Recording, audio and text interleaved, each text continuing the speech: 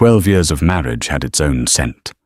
For Dora Robbins, it was the clean, sterile smell of unscented laundry detergent, freshly brewed coffee, and the faint, woodsy aroma of her husband's aftershave. But recently, a new note had crept in. Something floral and sweet, a ghost of a fragrance that clung to his shirts when he came home late from client dinners.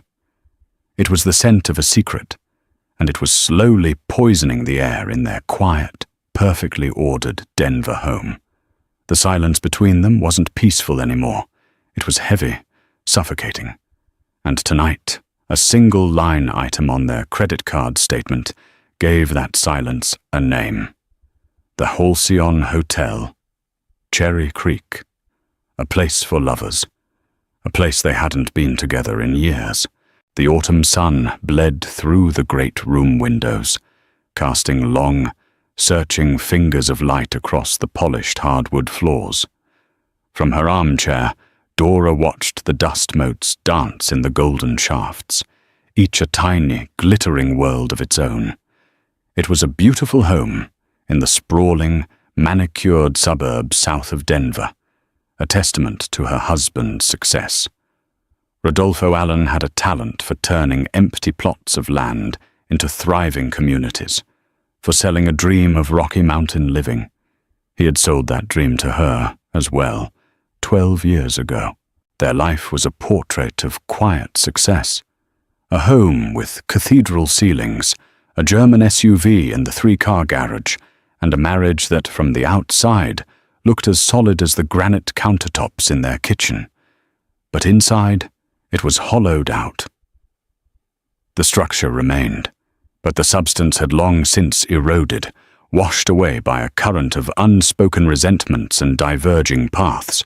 Rodolfo walked in, tie already loosened, the crisp lines of his custom suit softened by a long day. "Long one," he announced to the room, not specifically to her. His gaze was already on his phone, thumbs flying across the screen. "How was the meeting with the city planners?" Dora asked, her voice soft, easily absorbed by the cavernous space. "Fine. Bureaucratic nonsense. You know how it is." He tossed his briefcase onto the leather sofa, the sound startling in the stillness. He didn't ask about her day. He hadn't, not really, in years. Her days were a predictable rhythm, managing the household, volunteering at the library, tending to the garden that bloomed with a vibrancy their marriage lacked. She was a fixture in his life, as reliable and unnoticed as the automatic sprinkler system. She watched him move to the wet bar, the clink of ice in a heavy crystal glass a familiar evening ritual. It was in these small moments that the distance felt most acute. They were two people sharing a space, moving in parallel orbits that never quite intersected. The easy laughter of their early years had faded into polite inquiries. The passionate debates had been replaced by a carefully negotiated peace. The suspicion had started subtly. A phone call he took on the patio, his back turned to the glass doors. The sudden need for late-night meetings that stretched into the early hours. And the scent, that cloying, unfamiliar perfume. Tonight it was there again, a faint whisper on the collar of his shirt as he leaned over to grab the remote. Later, after he had retreated to his home office, she sat at the kitchen island with their finances. It was a task she handled meticulously, a small domain of control in a life that felt increasingly rudderless. She scrolled through the credit card statement online, her eyes scanning the familiar charges. Whole Foods, the dry cleaner, his monthly subscription for a golf magazine. And then she saw it. The Halcyon Hotel, Cherry Creek, 478,050. Her breath caught in her chest. Cherry Creek, the upscale, boutique-filled neighborhood, was their special occasion spot. Anniversaries, birthdays. But the charge was from last Tuesday, a night he'd said he was stuck in a marathon zoning session in Low-High. He'd come home after midnight, smelling of exhaustion and that sweet, foreign perfume. She stared at the line on the screen, the pixels glowing in the dim light. It wasn't a scream or a shatter. It was a low, humming dread that started in the pit of her stomach and spread through her veins, cold and slow. The portrait of their life was a lie. The foundation she had built her world upon was nothing but sand. The man sleeping in the room down the hall, the man whose rhythms and habits she knew better than her own, was a stranger. And he was breaking her heart in the quietest, most brutal way imaginable. She closed the laptop, the soft click echoing the sound of a door shutting somewhere deep inside her. The next morning, the air was crystalline. The Front Range mountains a jagged, purple silhouette against the dawn sky. Dora waited until Rodolfo had finished his coffee, standing by the island, scrolling through news headlines on his tablet. The scene was so painfully normal, it felt like a parody. She held her own mug, the warmth of the ceramic a small, grounding comfort against the tremor in her hands. She didn't raise her voice. She didn't throw an accusation like a stone. She simply asked the question that had kept her awake all night, the words tasting like ash in her mouth. "Rodolfo," she began, her voice barely a whisper. "Why was there a charge for the Halcyon Hotel on our credit card?" He didn't look up immediately. For a moment, she thought he hadn't heard her. Then, his thumb stopped its relentless scrolling. He slowly lowered the tablet, his expression not one of guilt or panic, but of mild annoyance, as if she had just pointed out a smudge on a window. It was a business meeting, a potential investor from out of town. "We needed a quiet place to talk," he said, his tone smooth, practiced. "At a hotel in Cherry Creek, at 10 o'clock on a Tuesday night?" The trembling in her voice was more pronounced now. A betrayer. He finally met her eyes, and what she saw there broke her more than the affair itself. There was no remorse, only a cool, dismissive pity. He sighed, a put-upon sound, and leaned back against the counter. "Dora, let's not do this," he said, his voice dropping into a register of condescending reason. "Let's not pretend we haven't been drifting apart for years." The gaslighting began, not with a torrent, but with a slow, deliberate drip of poison. "I work 60-hour weeks to provide this life for us. I'm out there, every day, fighting to build something. And I come home and... what? It's quiet. It's the same. You're the same." Each word was a carefully placed knife. "You used to have passions, Dora. You used to paint. You used to read things besides book club novels. What happened to that woman?" Tears welled in her eyes, hot and shameful. She had given up her small art studio to make space for his home gym. She had set aside her own ambitions to support his, hosting dinner parties for his clients, managing their lives so he could focus on his empire. She had done it willingly, out of love. He was now reframing her sacrifice as a personal failing. "I supported you," she whispered, the words feeling inadequate, feeble. "Supporting me isn't the same as inspiring me," he countered, his voice still calm, which made it all the more cruel. "I need more. I need energy. Ambition. Kathleen, she's ambitious. She understands the world I live in." He said the name, Kathleen, so easily. It was a name she didn't know, yet it felt like it had been living in their house for months, a ghost at their dinner table. Dora felt the floor drop out from under her. The betrayal wasn't just the act of infidelity. It was this cold, clinical dissection of her worth. It was the realization that in his eyes she had become obsolete, a piece of comfortable furniture he no longer found interesting. The 12 years they had built, the shared jokes, the quiet moments, the vows they had made.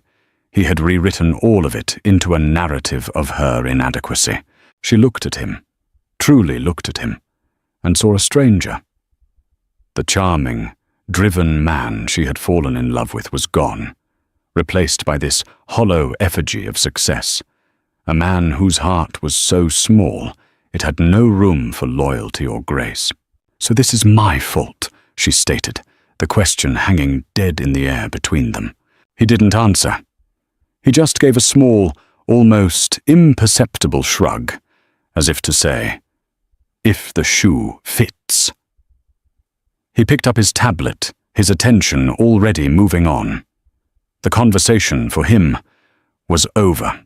For Dora, the world had just ended. It hadn't ended with a bang, but with the quiet, shattering sound of her own heart breaking. There was no grand exit, no slamming doors or tearful goodbyes. There was only the quiet, methodical packing of a single duffel bag, a few changes of clothes, her toiletries, the dog-eared copy of a novel she'd been reading, and the small, velvet-covered box that held her mother's locket, the only thing she had from a woman she'd never known. She was an adopted child, her history a sealed book. Her only family had been Rodolfo, and his family had always kept her at a polite but firm distance. She was truly, utterly alone. She looked around the cavernous master bedroom at the life she was leaving behind. The abstract painting above the bed they had picked out together, his watch collection glinting under the recessed lighting. It all felt like a movie set, beautiful and impersonal. She didn't belong here anymore. Perhaps she never had. She wrote no note. A note would imply there was something left to say, some explanation required. His calm cruelty had said it all. She took her own car, a modest sedan dwarfed by his SUV in the garage, and drove away as the morning sun climbed higher, casting a harsh, unforgiving light on the perfect lawns of their neighborhood. She drove east, away from the mountains, into the flat, anonymous sprawl of the city's edge. She found a motel on a forgotten stretch of Colfax Avenue, a place of peeling paint and a flickering neon sign that promised color TV. It was the antithesis of her life with Rodolfo, and for that reason, it felt safe. She paid for a week in cash, using a name she plucked from a street sign. Invisibility was a balm. The days blurred into a haze of grief. She lay on the stiff, starched sheets, the hum of the mini-fridge her only companion. The vibrant, confident woman Rodolfo accused her of losing felt like a phantom, a story about someone else. All she felt was a profound, crushing emptiness. The man she had dedicated her life to had deemed her worthless, and in the silence of that motel room, she started to believe him. A week later, a persistent, low-grade nausea began to plague her. She dismissed it as stress until it was accompanied by a dizzy spell in the motel parking lot. With a sense of grim duty, she walked to a nearby pharmacy and bought a pregnancy test. Back in the sterile, fluorescent-lit bathroom, she watched the 2 pink lines appear, stark and undeniable. Pregnant. The word echoed in the small space, a soundless scream. This should have been a moment of joy. They had tried, intermittently, and without success, for years. Rodolfo had eventually declared it was probably for the best. A child would complicate his career. Now, a child was coming. A child conceived in a lie. A tiny anchor tying her to the man who had just set her adrift. The despair was absolute. She was 38, alone, with no job, no family to turn to, and a baby on the way. She slid down the cool tile wall and wept, not for her broken marriage, but for the terrifying, uncertain future of the life growing inside her. It was in this moment of pure desolation, sitting on the floor of a cheap motel bathroom, that her life pivoted on an axis she never knew existed. The motel manager knocked on her door, holding a crisp, imposing envelope. certified letter for a Dora Robbins, he said, looking her up and down with weary curiosity. Had to sign for it. Her heart hammered against her ribs. Rodolfo. It had to be divorce papers. He was moving with ruthless efficiency. Her hands trembled as she took the envelope. But the return address wasn't a local law firm. It was from a prestigious, old-money firm downtown. Sterling, Price, and Associates. She tore it open. The letter was dense with legal jargon, but a few words leapt out at her. Estate of Marcus Sterling. Biological grandfather. Sole surviving heir. Immediate and confidential meeting required. Marcus Sterling. The name meant nothing to her. She had no grandfather. Her adoption files were sealed. This had to be a mistake. Yet the letter contained her full legal name and date of birth, details no stranger could know. She read it again, the formal, authoritative words a stark contrast to her desolate reality. It felt like a message from another universe, a lifeline thrown into the abyss. With nothing left to lose, she picked up her phone and dialed the number at the bottom of the page. The offices of Sterling, Price and Associates occupied the top 2 floors of a downtown skyscraper. The view from the waiting room was a panoramic sweep of the city, with the snow-dusted peaks of the Rockies looming in the distance. The world outside was vast and indifferent, a stark contrast to the hushed, mahogany-paneled reverence of the office. It was a world of old money and quiet power, and Dora felt like an intruder in borrowed clothes. A man in his late 60s with a kind, weary face and a perfectly tailored suit greeted her. "Mrs. Allen? I am Arthur Vance. I was your grandfather's personal attorney and oldest friend." He led her into a corner office lined with leather-bound books. On the wall hung a single, striking oil portrait of a man with piercing blue eyes, a strong jaw, and an expression of profound intelligence and deep-seated melancholy. He looked both powerful and deeply lonely. "That is Marcus Sterling," Arthur said, noticing her gaze. Dora sat, her hands clutching her purse in her lap. "Mr. Vance, I believe there's been a mistake. I was adopted. I don't have any biological family." Arthur gave her a sad, knowing smile. "That is what you were led to believe, my dear. And for good reason at the time. Your story is complicated."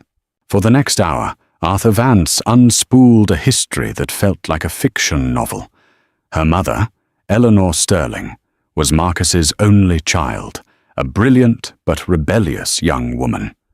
In the late 1970s, she had a secret, passionate affair with a married man from a rival, equally powerful Denver family.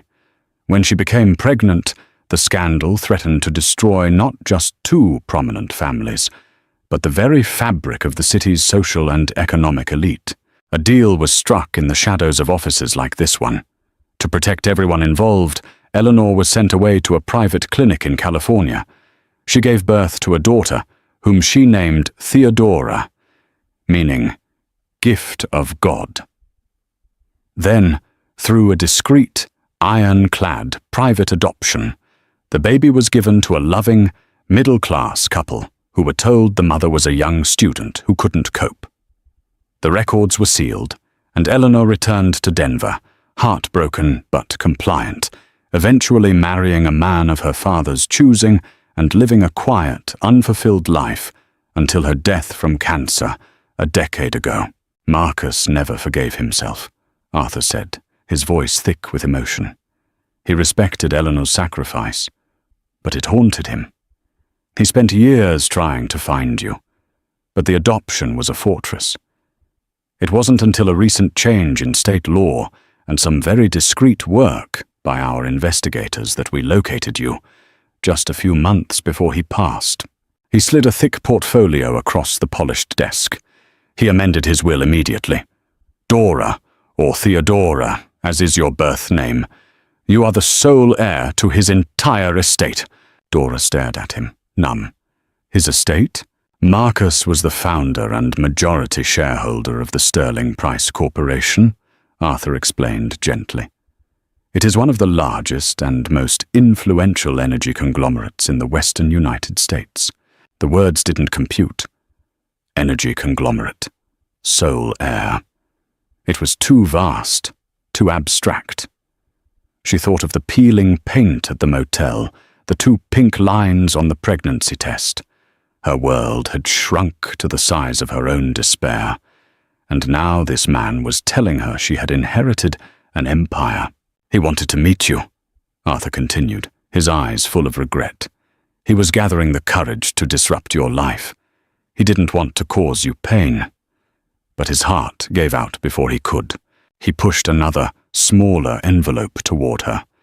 Inside was a handwritten letter, the script shaky but elegant.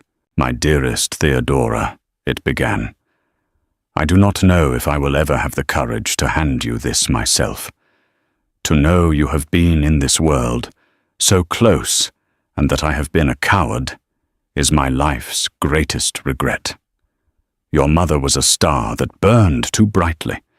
I failed to protect her spirit, and in doing so, I failed you. This legacy is not a gift to replace what you have lost. It is a tool. I hope you will use it to build a life of your own design, a life of strength and independence, a life your mother would have been proud of. Forgive an old man's foolishness.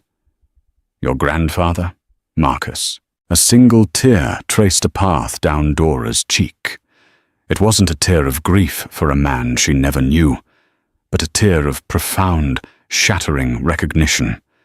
That feeling of being an outsider, of never quite belonging, of a deep, unnamed loneliness. It was an inheritance. She wasn't just Dora Robbins, the discarded wife.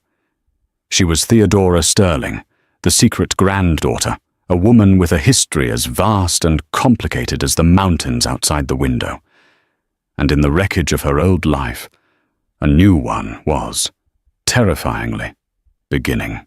The transformation from Dora Robbins to Theodora Sterling wasn't instantaneous.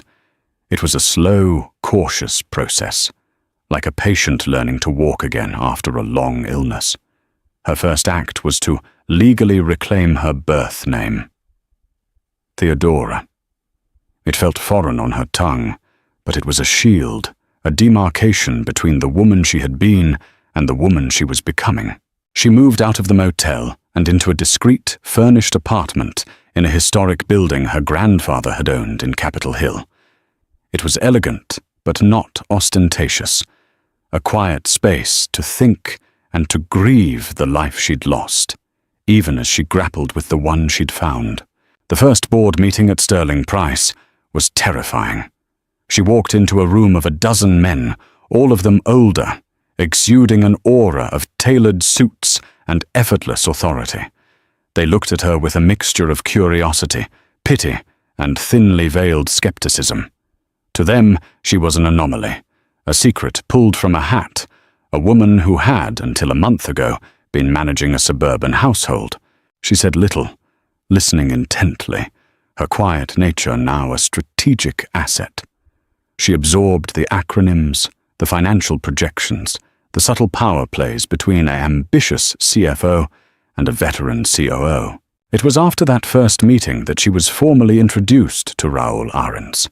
He was the CEO of Ahrens Energy, a major rival, but he had requested a private meeting. He was a man in his late 40s, with salt and pepper hair and the calm, steady eyes of someone who was accustomed to high stakes and immense pressure. He was nothing like Rodolfo. Where Rodolfo's charisma was a performance, Raoul's presence was a quiet, solid fact. Ms. Sterling, he said, his voice a low baritone. I wanted to offer my condolences. Your grandfather was a formidable opponent, but he was a man of integrity. A rare thing in our business. Thank you, Mr. Ahrens, Theodora replied, her voice steady. Marcus spoke of you, Raoul said, his gaze direct, discerning. in his last months. He said he had found his true north. He was worried about you stepping into this world. It can be predatory. He paused, studying her. He also said you had a mind like a steel trap, but a heart you kept hidden. He believed you had his instinct. This was the first time someone had spoken of her with an expectation of strength, not fragility. It was a revelation. "I don't know anything about running a corporation," she admitted, the confession costing her. "You don't need to know everything at once," Raoul said. "You need to know how to listen, and you need to know who to trust. The former, I can see you've already mastered. The latter is the hard part." In the weeks that followed, Raoul became an unlikely guide. He never offered direct business advice that would compromise his own company, but he mentored her in the abstract. He'd send her articles on market trends, recommend books on corporate governance, and meet her for coffee at a small, out-of-the-way cafe where he'd explain the unwritten rules of power. He spoke of her grandfather's business philosophy, of building for the long term, not for the quick profit. He saw what Rodolfo had never bothered to look for, the sharp, analytical mind behind her quiet demeanor. She had managed Rodolfo's complex social and financial life for over a decade with quiet efficiency. She understood nuance, observed details, and possessed a deep, untapped well of resilience. Under Raoul's tutelage, and with Arthur Vance's legal guidance, Theodora began to find her footing. She started asking questions in board meetings, quiet, insightful questions that often cut to the heart of an issue, disarming the more verbose executives. She spent her evenings not watching television, but poring over financial reports and project proposals, her pregnancy a secret, motivating drive. This empire would not be just for her. It would be for her child. She was slowly shedding the skin of Dora, the underestimated wife. In its place, Theodora was emerging, a woman who was discovering that her quietness was not a weakness, but a source of immense, overlooked strength. She was still nervous, still learning, but for the first time in her life, she felt the solid ground of her own potential beneath her feet. While Theodora was quietly ascending, Rodolfo Allen was in a slow, agonizing free fall. His real estate empire, which had always seemed so robust, was in truth a house of cards built on risky leverage and the sheer force of his charismatic personality. He was a master of the pitch, of selling a vision. But with the market tightening, his lenders were getting nervous. They wanted more than charm.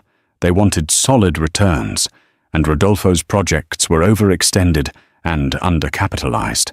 The disappearance of his wife was a strange, nagging annoyance. He'd filed a missing persons report, more for appearances than out of genuine concern. He told himself she'd had some kind of midlife breakdown and would eventually turn up at a sister's house he'd forgotten she had.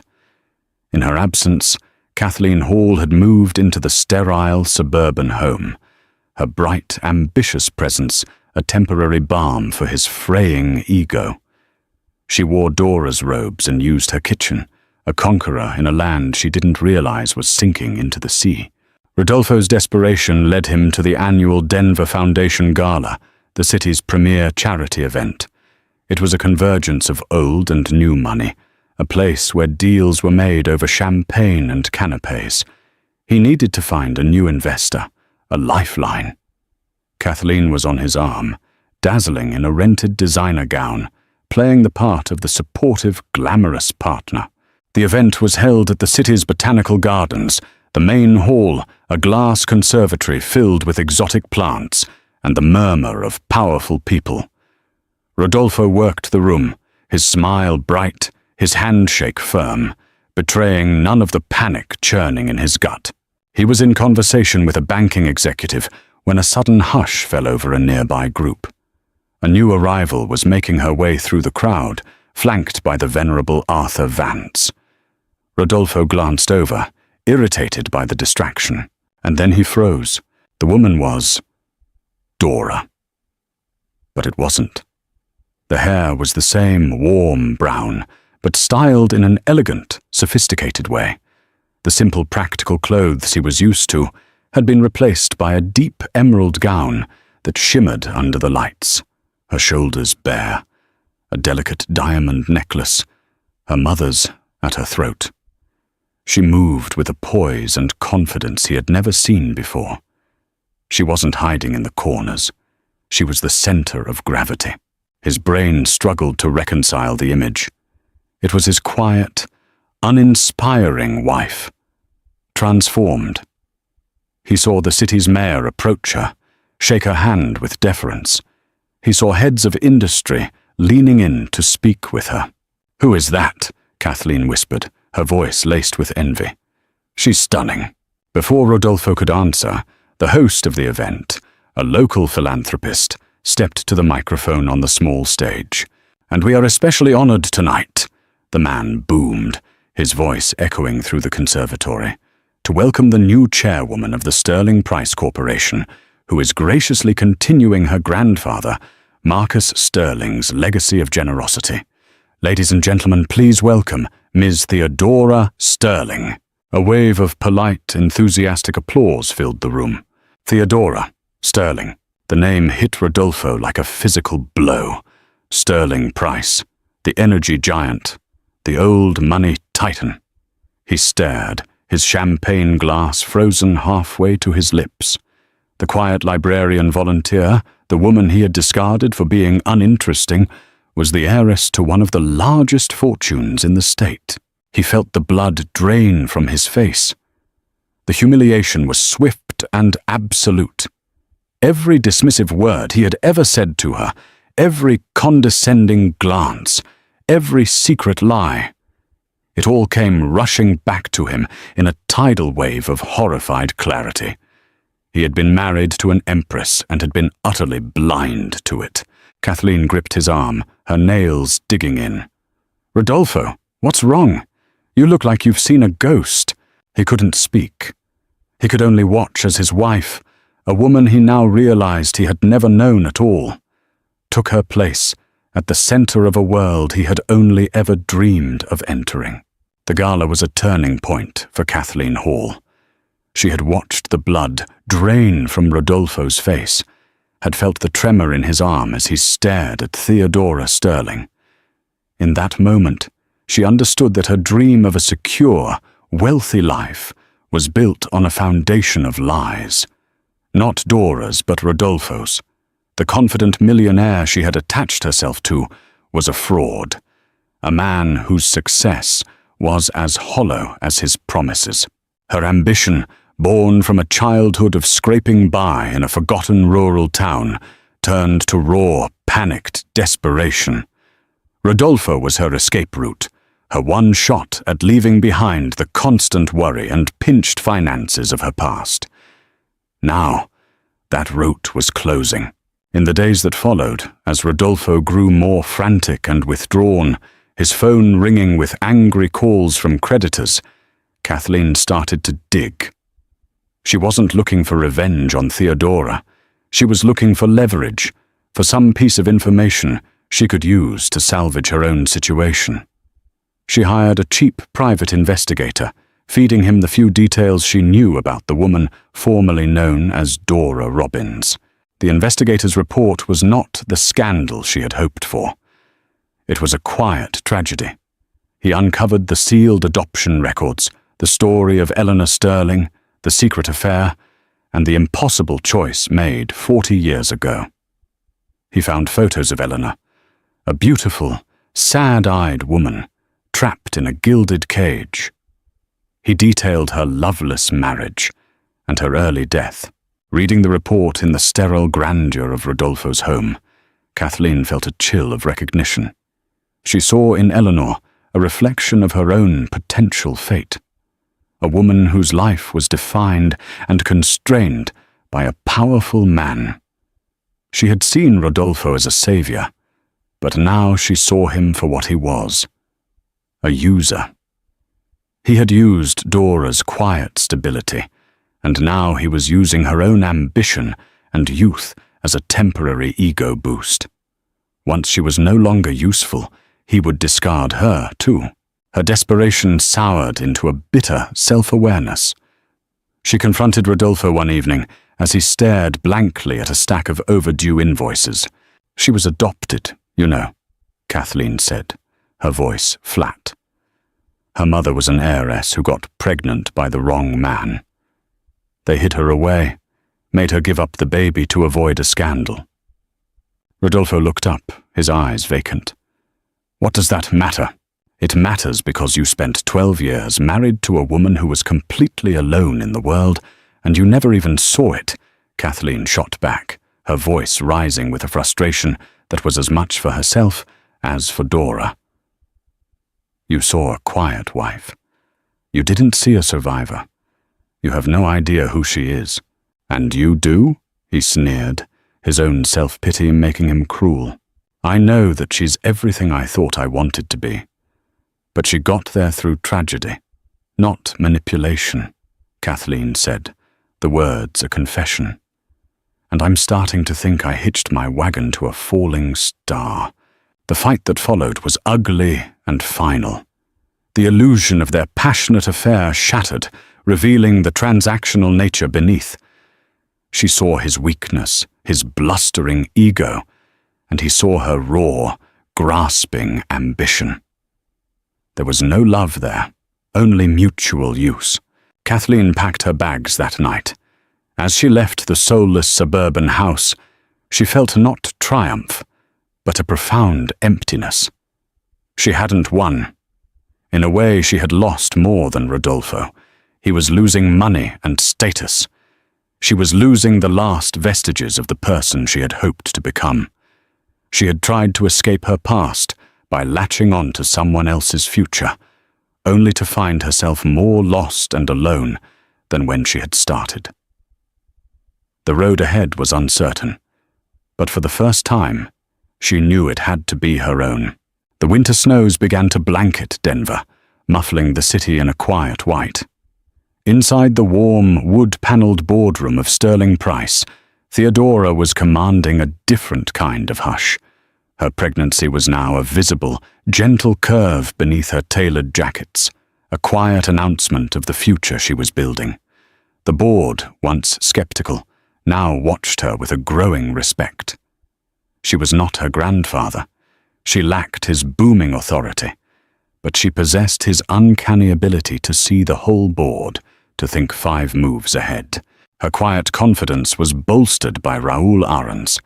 Their weekly coffees had evolved into a trusted alliance. He never told her what to do, but he taught her how to think like a CEO, how to weigh risk and opportunity, and how to separate emotion from strategy. The opportunity came in the form of a portfolio labeled Aspen Ridge Development. It was a prime tract of land nestled in the foothills west of the city, fully zoned for a luxury residential community. The current owner, Allen Development LLC, was in default with its primary lender. The bank was looking for a discreet, all-cash buyer to take the asset off its hands before it went to a messy public auction. Theodora read the file, her expression unreadable. This was Rodolfo's crown jewel, the project he had sunk everything into, the one he was counting on to save him from ruin. Her CFO, a slick man named Peterson, who had initially underestimated her, presented the deal with enthusiasm. "It's a steal, Miss Sterling. The land is worth at least 30% more than the debt owed. It's a sound, strategic acquisition for our real estate division. A guaranteed profit." He was watching her, looking for a flicker of vengeful satisfaction. He saw none. Theodora turned to her team. "What are the infrastructure challenges? Water rights in that region are complex. What's the timeline for municipal approvals on utility hookups?" For an hour, she peppered them with calm, intelligent questions. She spoke not of Rodolfo, but of market viability, long-term growth, and corporate responsibility. She was treating it as what it was, a business decision. Later that day, she met with Raoul in her office. The city lights glittered below as evening fell. "The Aspen Ridge portfolio landed on my desk this morning," she said simply, watching his reaction. He nodded slowly. I assumed it would. The banks move quickly when they smell blood in the water. He looked at her, his expression serious. This is a test, Theodora. Not of your business acumen, but of your character. You have the power to crush him. It's a good investment, she said, her voice even. The numbers work. It aligns with our diversification strategy. I have no doubt about that, Raoul replied. But motives matter. Are you buying it to build something or to destroy someone? Theodora walked to the window, placing a hand on her stomach. She thought of the woman she had been, the wife who had tried so hard to please a man who could not be pleased. She thought of his cold, dismissive words, the quiet shattering of her world. A part of her, a wounded, angry part, wanted him to feel that same devastation. But then she thought of her grandfather's letter.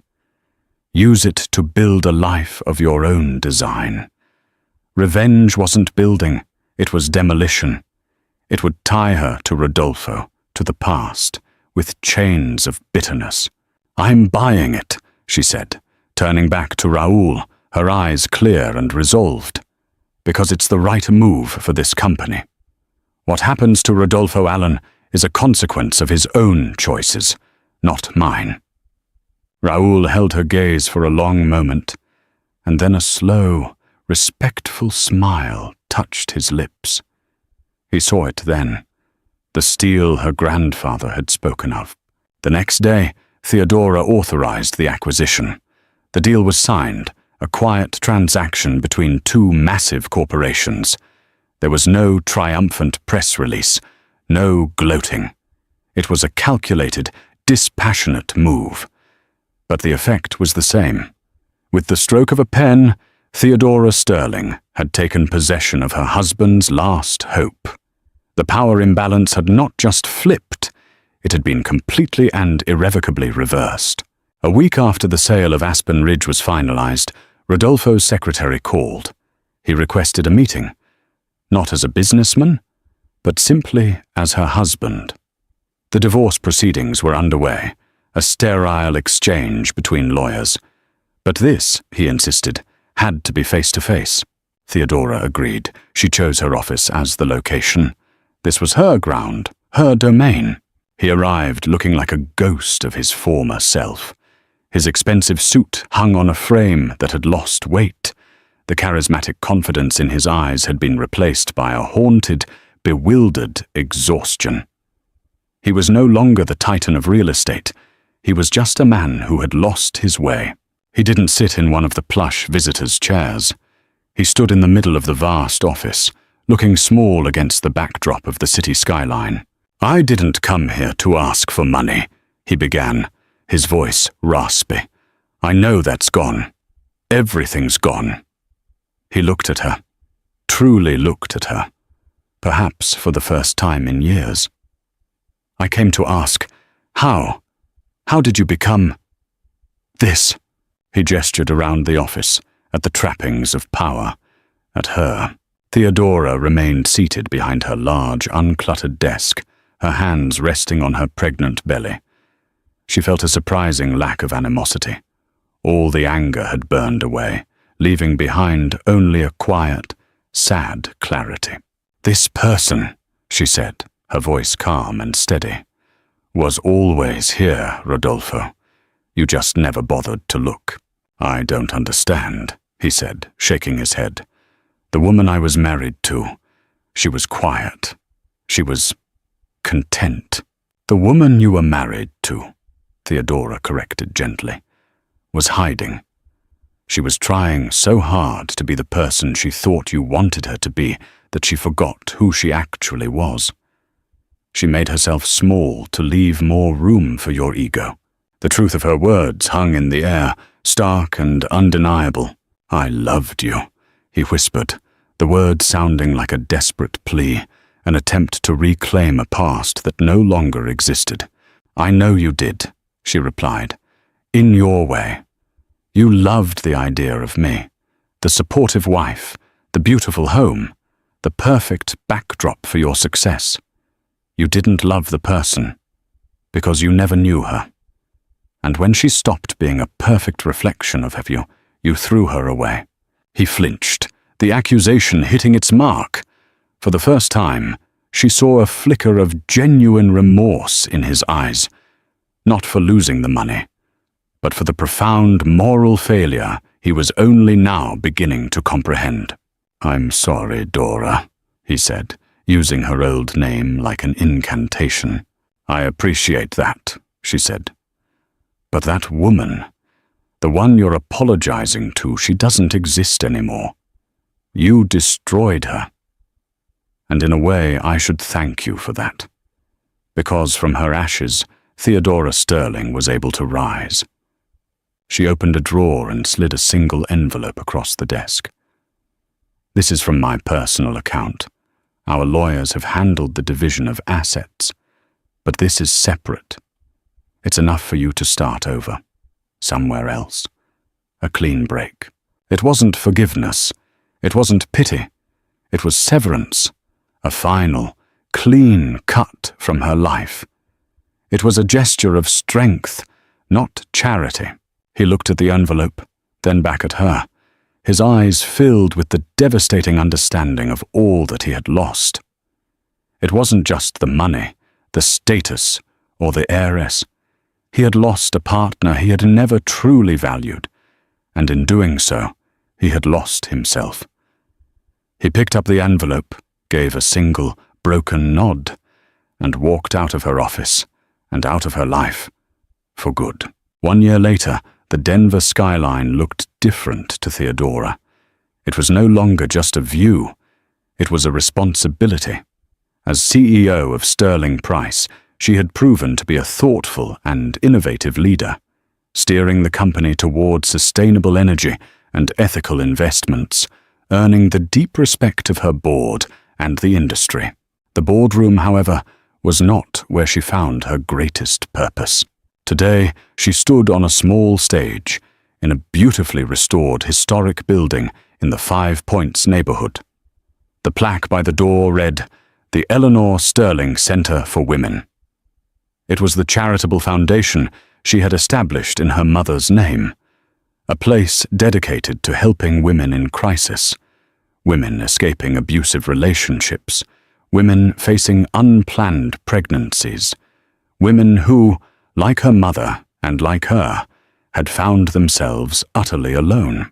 Raoul Aarons was in the front row, his gaze warm and proud. Their relationship had blossomed slowly, organically, from a foundation of mutual respect into a deep, quiet love. He was her partner in every sense of the word, a man who celebrated her strength rather than being intimidated by it. He wasn't a savior. He was an equal. In a carrier strapped to her chest, her 6-month-old daughter, Eleanor, gurgled softly. She was a beautiful baby, with Marcus Sterling's piercing blue eyes, and Theodora's own quiet, observant nature. She was a symbol, not of a painful past, but of a future built on purpose and resilience. Theodora stepped to the podium, looking out at the faces of the staff, volunteers, and the first women the center was helping. "My mother's story was one of silence," she began, her voice clear and strong. She was a woman of incredible spirit who was forced to make an impossible choice in a world that left her with none. This center is dedicated to ensuring that no woman has to face her crisis in silence. It is a place for second chances, a place to find your voice, and a place to build a new foundation. Her eyes found Raoul's, and then she looked down at the tiny, perfect face of her daughter. The emptiness she had once felt was gone, replaced by a profound sense of peace and purpose. She hadn't just inherited a fortune. She had inherited a legacy of strength she never knew she possessed. She had been betrayed, broken, and left with nothing. But from that devastation, she had built a new life. not of her grandfather's design or her husband's, but entirely her own. She was no longer a victim of her story. She was its author. Theodora's journey from a silent, shattered wife to a powerful, compassionate leader reminds us that our greatest strength is often forged in our deepest pain. She didn't just find wealth. She found her voice, her purpose, and the courage to rewrite her own future. Her story is a testament to the resilience of the human spirit and the quiet power that lies within those the world so often underestimates. If this story of betrayal, transformation, and ultimate redemption resonated with you, please like this video and share it with someone who might need to hear it. Don't forget to subscribe to our channel for more powerful, real-life stories that touch the heart and inspire the soul. Thank you for watching.